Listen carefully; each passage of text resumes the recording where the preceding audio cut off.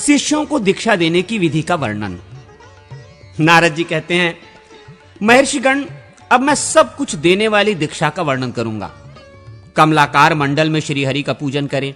दशमी तिथि को समस्त यज्ञ संबंधी द्रव्य का संग्रह एवं संस्कार शुद्धि करके रख लें।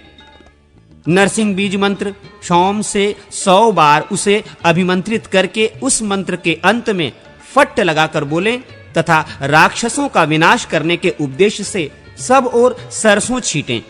फिर वहां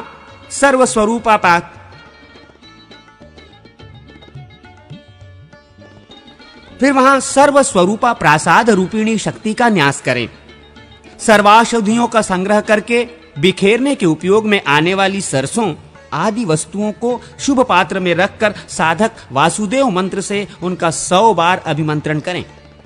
तदनंतर वासुदेव से लेकर नारायण पर्यंत पूर्वोक्त 5 मूर्तियों वासुदेव, संकर्षण, प्रद्युम्न, अनिरुद्ध तथा नारायण के मूल मंत्रों द्वारा पंचगव्य तैयार करें। वासुदेव, संकर्षण, प्रद्युम्न, अनिरुद्ध तथा नारायण के मूल मंत्रों द्वारा पंचगव्य तैयार करें और कुशाग्र से पंचगव्य छिड़ककर उस भूमि का प्रोक्षण करें। फिर वासुदेव मंत्र से उत्तान हाथ के द्वारा समस्त विकिर वस्तुओं को सब ओर बिखेरें। उस समय पूर्वाभिमुख खड़ा हो मन ही मन भगवान विष्णु का चिंतन करते हुए 3 बार उस विकिर वस्तुओं को सब ओर छींटें। तत्पश्चात वर्धनी सहित कलश पर स्थापित भगवान विष्णु का अंग सहित पूजन करें।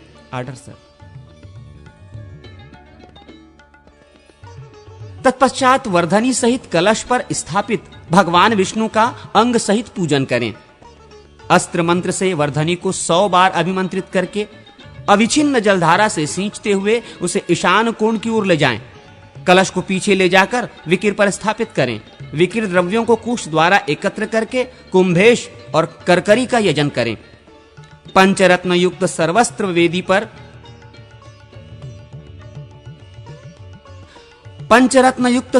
वेदी पर श्री हरि की पूजा करें। अग्नि में भी उनकी अर्चना करके पूर्ववत मंत्रों द्वारा उनका संतर्पण करें। तत्पश्चात पुंडरीक मंत्र से उखा पात्र विशेष का प्रक्षालन करके उसके भीतर सुगंध युक्त घी पूज दें। इसके बाद साधक उसमें गाय का दूध भरकर वासुदेव मंत्र से उसका अवेक्षण करें और संकर्षण मंत्र से सुसंस्कृत किए गए दूध में धृताक्त चावल छोड़ दें। दूध में धृताक्त चावल छोड़ दें। उसके बाद प्रद्युम्न मंत्र से करछुल द्वारा उस दूध और चावल का आलोडन करके धीरे धीरे उसे उलाटे पलाटें। जब खीर या चरु पक जाए तब आचार्य अनिरुद्ध मंत्र पढ़कर उसे आग से नीचे उतार दें। तदनंतर उस पर जल छिड़के और धृतात्लेपन करके हाथ में भस्म लेकर उसके द्वारा नारायण मंत्र से ललाट एवं पार्श्व भागों में ऊर्ध्व पुंड्र करें। इस प्रकार सुंदर संस्कार युक्त चरु के 4 भाग करके 1 भाग इष्ट देव को अर्पित करें, दूसरा भाग कलश को चढ़ावें, तीसरे भाग में अग्नि में 3 बार आहुति दें और चौथे भाग को गुरु शिष्यों के साथ बैठकर खाएं। इससे आत्मशुद्धि होती है। दूसरे दिन एकादशी को प्रातः काल ऐसे वृक्ष से दातन लें जो दूध वाला हो। उस दातन को नारायण मंत्र से 7 बार अभिमंत्रित कर लें। उसका दंत शुद्धि के लिए उपयोग करके फिर उसे त्याग दें। अपने पातक का स्मरण करके पूर्व अग्निकोण, उत्तर अथवा ईशान कोण की ओर मुंह करके अच्छी तरह स्नान करें। फिर शुभ एवं सिद्ध की भावना करके अर्थात मैं निष्पाप एवं शुद्ध होकर शुद्ध सिद्धि की ओर अग्रसर हुआ हूं, ऐसा अनुभव करके आचमन प्राणायाम के पश्चात मंत्रोपदेष्टा गुरु भगवान विष्णु से प्रार्थना करके उनकी परिक्रमा के पश्चात पूजा गृह में प्रवेश करें। प्रार्थना इस प्रकार करें: देव, संसार सागर में मग्न पशुओं को पाश से छुटकारा दिलाने के लिए आप ही शरणदाता हैं।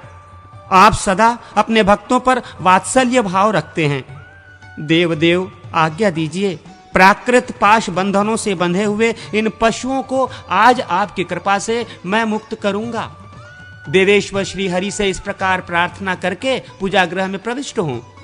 गुरु पूर्ववत अग्नि आदि की धारणाओं द्वारा शिष्यभूत समस्त पशुओं का शोधन करके संस्कार करने के पश्चात उनका वासुदेवादि मूर्तियों से संयोग करें। शिष्यों के नेत्र बांधकर उन्हें मूर्तियों की ओर देखने का आदेश दें। शिष्य उन मूर्तियों की ओर पुष्पांजलि फेंके। तदनुसार गुरु उनका नाम निर्देश करें। पूर्ववत शिष्यों से क्रमशः मूर्तियों का मंत्र रहित पूजन करावें। जिस शिष्य के हाथ का फूल जिस मूर्ति पर गिरे, गुरु उस शिष्य का वही नाम रखे। कुमारी कन्या के हाथ से काता हुआ लाल रंग का सूत लेकर उसे 6 गुना करके बट दें। उस 6 गुने सूत की लंबाई पैर के अंगूठे से लेकर शिखा तक की होनी चाहिए। फिर उसे भी मोड़कर तिगुना कर लें। उक्त त्रिगुणित सूत में प्रक्रिया भेद से स्थित उस प्रकृति देवी का चिंतन करें जिसमें संपूर्ण विश्व का लय होता है और जिससे ही समस्त जगत का प्रादुर्भाव हुआ करता है। उस सूत्र में प्राकृतिक पाशों को तत्व की संख्या के अनुसार ग्रंथित करें, अर्थात 24 गांठ लगाकर उसको प्राकृतिक पाशों के प्रतीक समझें। फिर उस ग्रंथि युक्त सूत को प्याले में रखकर कुंड के पास स्थापित कर दें। तदनंतर सभी तत्वों का चिंतन करके गुरु उनका शिष्य के शरीर में न्यास करें। तत्वों का वो न्यास सृष्टि क्रम के अनुसार प्रकृति से लेकर पृथ्वी पर्यंत होना चाहिए। 3, 5, 10 अथवा 12 जितने भी सूत्र भेद संभव हों, उन सब सूत्र भेदों के द्वारा बटे हुए उस सूत्र को ग्रथित करके देना चाहिए। तत्वचिंतक पुरुषों के लिए यही उचित है। हृदय से लेकर अस्त्र पर्यंत 5 अंग संबंधी मंत्र पढ़कर संपूर्ण भूतों को प्रकृति क्रम से अर्थात कार्य तत्व का कारण तत्व में लय करके क्रम से तन्मात्रा स्वरूप में लीन करके उस मायामय सूत्र में और पशु जीव के शरीर में भी प्रकृति, लिंग शक्ति, कर्ता, बुद्धि तथा मन का उपसंहार करें।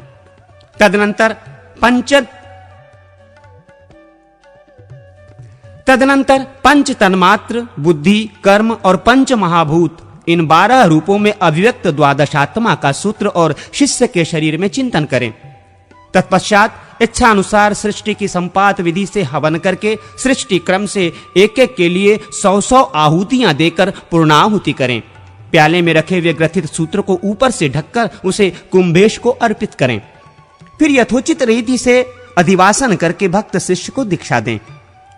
करनी, कैंची, धूल या बालू, खड़िया, मिट्टी और अन्य उपयोगी वस्तुओं का भी संग्रह करके उन सबको अपने वाम भाग में स्थापित कर दें। फिर मूल मंत्र से उसका स्पर्श करके अधिवासित करें। तत्पश्चात श्री हरि के स्मरण पूर्वक कुशों पर भूतों के लिए बलि दें और कहें नमो भूतेभ्य। इसके बाद चंदों, कलशों और लड्डुओं से मंडप को सुसज्जित करके मंडल के भीतर भगवान विष्णु का पूजन करें। फिर अग्नि को घी से तृप्त करके शिष्यों को पास बुलाकर बद्ध पद्मासमन से बिठावें और दीक्षा दें। बारी बारी से उन सब का प्रोक्षण करके विष्णु हस्त से उनके मस्तक का स्पर्श करें। प्रकृति से विकृति पर्यंत अभिभूत और अधिदैवत सहित संपूर्ण सृष्टि को आध्यात्मिक करके अर्थात सबको अपने आत्मा में स्थित मानकर हृदय में ही क्रमशः उसका संहार करें। इससे तन्मात्र स्वरूप हुई सारी सृष्टि जीव के समान हो जाती है। इसके बाद कुंभेश्वर से प्रार्थना करके गुरु पूर्वोक्त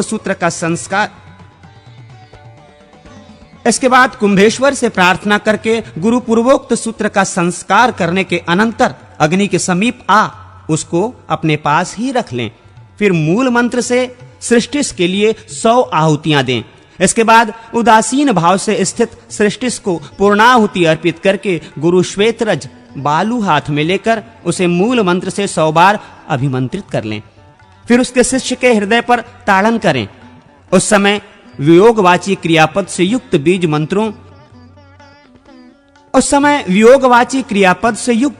बीज मंत्रों एवं क्रमशः पादादि इंद्रियों से घटित वाक्य की योजना करके अंत में ओम फट का उच्चारण करें। इस प्रकार पृथ्वी आदि तत्वों का वियोग कराकर आचार्य भावना द्वारा उसे अग्नि में होम दें। इस तरह कार्य तत्वों का कारण तत्वों में होम अथवा लय करते हुए क्रमशः अखिल तत्वों के आश्रय भूत श्रीहरि में सबका लय करते। विद्वान पुरुष इसी क्रम से सब तत्वों को श्रीहरि तक पहुंचाकर उन संपूर्ण तत्वों के अधिष्ठान का स्मरण करें। उक्त रीति से ताड़न द्वारा भूतों और इंद्रियों से वियोग कराकर शुद्ध विशिष्ट उक्त रीति से ताड़न द्वारा भूतों और इंद्रियों से वियोग कराकर शुद्ध हुए शिष्य को अपनावें और प्रकृति से उसकी समता का संपादन करके पूर्वोक्त अग्नि में उसके उस प्राकृत भाव का भी हवन कर दें।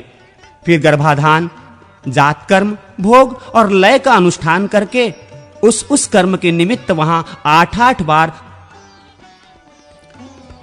तदनंतर आचार्य पूर्णाहुति द्वारा शुद्ध तत्व का उद्धार करके अप्राकृत प्रकृति पर्यंत संपूर्ण जगत का क्रमानुसार परम तत्व में लय कर दे। उस परम तत्वों को भी ज्ञान योग से परमात्मा में विलीन करके बंधन मुक्त एवं जीव को अविनाशी परमात्म पद में प्रतिष्ठित करें। तत्पश्चात विद्वान पुरुष ये अनुभव करें कि शिष्य शुद्ध बुद्ध परमानंद संदोह में निमग्न एवं कृतकृत्य हो चुका है। ऐसा चिंतन करने के पश्चात गुरु पूर्णाहुति दें। इस प्रकार दीक्षा कर्म की समाप्ति होती है।